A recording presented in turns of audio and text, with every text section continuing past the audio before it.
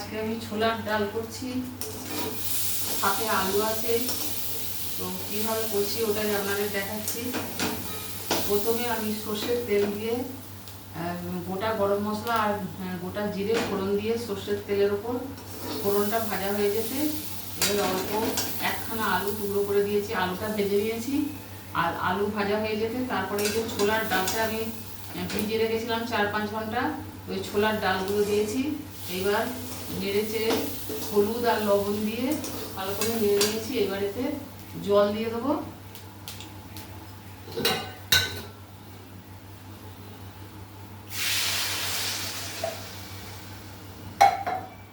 জল দিয়ে দিয়েছি। এবার এটা আমি এই কুকারে একটা সিটি দিয়ে এটাকে সেদ্ধ করে নেব।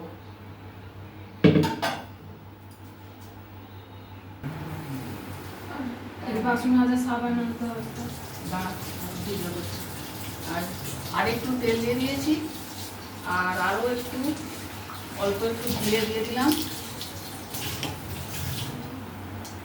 টমেটো কুচি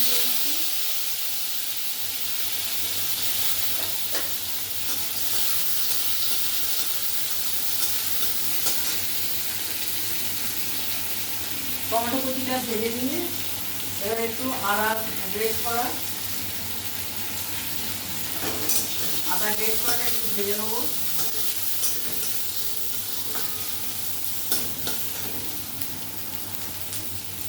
এবার আদাটা ভেজে নিয়েছি, একটু লঙ্কার গুঁড়ো, ঝাল লঙ্কার গুঁড়ো আর একটু জিরের গুঁড়ো,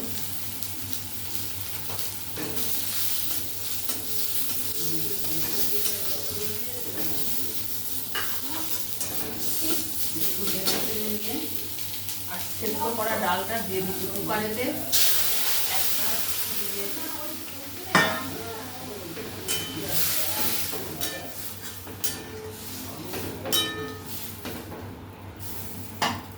একটু চিনি দিয়ে দেবো।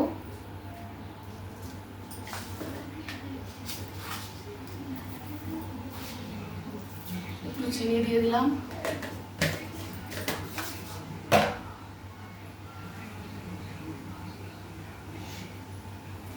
লবণটা আগেই দিয়েছিলাম সেদ্ধ করার আগে। এবার একটু ফুটিয়ে নেব।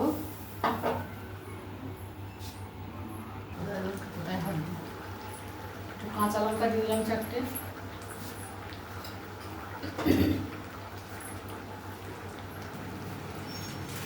একদম রেডি বন্ধুরা ছোলার ডাল। এবার এতে একটুখানি অল্প একটু গরম মশলা দিয়ে দেবো। একটুখানি গরম মশলা দিচ্ছি, এই যে সামান্য।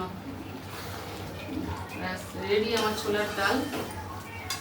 রুটির জন্য দারুণ টেস্টি একটা তরকারি, দারুণ সুন্দর, আমার পরিবারের পছন্দের তরকারি।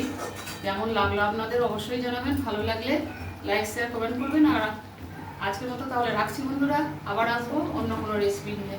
তো আমি গ্যাস অফ করলাম, ছোলার ডাল রেডি। জয় গুরু, জয় মা তারা।